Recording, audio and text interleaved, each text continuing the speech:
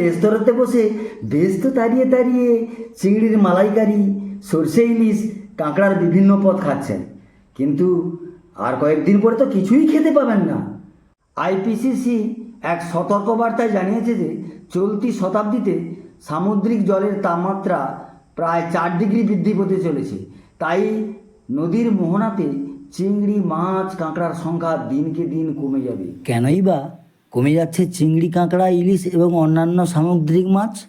গবেষকদের মতে নদী এবং মোহনার জলের তাপমাত্রা 1 থেকে 4 ডিগ্রি বাড়লেই মাইক্রোবেন্থিক প্রজাতি বা অমেরুদণ্ডী প্রাণী, পলিকিট, ঝিনুক, সিপিয়া, ললিগো, অক্টোপাস, লাইম্যাক্স, তারামাছ, সমুদ্র শসা, অক্টোপাস, সমুদ্র আর্চিন, সমুদ্র লিলি প্রভৃতির সংখ্যা কমে যাচ্ছে, যা চিংড়ি, কাঁকড়া এবং ইলিশ খেয়ে বাঁচে।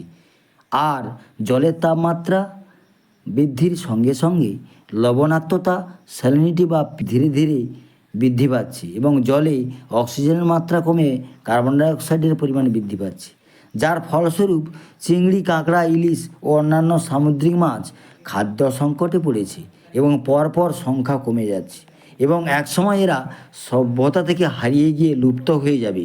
এই সংকটের হাত থেকে মুক্তি পাওয়ার উপায় বিশ্ব উষ্ণায়নে লাগাম টানতে হবে, গাছ লাগানো এবং প্রকৃতিকে ধ্বংসের হাত থেকে বাঁচাতে হবে ও নিজেরা বাঁচতে হবে। লিভ অ্যান্ড লেট লিভ, বাঁচো এবং বাঁচতে দাও। ছোটো ফাঁসের জাল নদী ও সমুদ্রে নিষিদ্ধ করতে হবে, অর্থাৎ ছোট মাছ ধরা বন্ধ করা উচিত।